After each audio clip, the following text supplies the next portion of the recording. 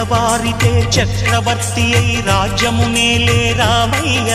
తండ్రి మాటకై పదవిని బదలి అడవులకేగెనయా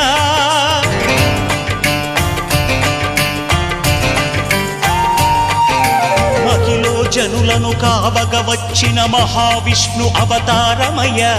ఆలిని రక్కసుడపహరించితే ఆక్రోశించెనయా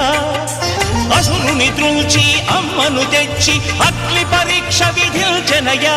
సాగలి నిందకు సత్యము చాటగ కులసతినే విడనాడెనయ నా రాముని కష్టం లోకంలో ఎవరూ పడలేదయ్యా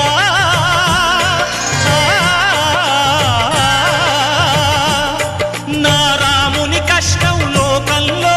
ఎవరూ పడలేదయ్యా సత్యం ధర్మం త్యాగంలో అతనికి సరిలేరయ్యా కరుణా హృదయుడు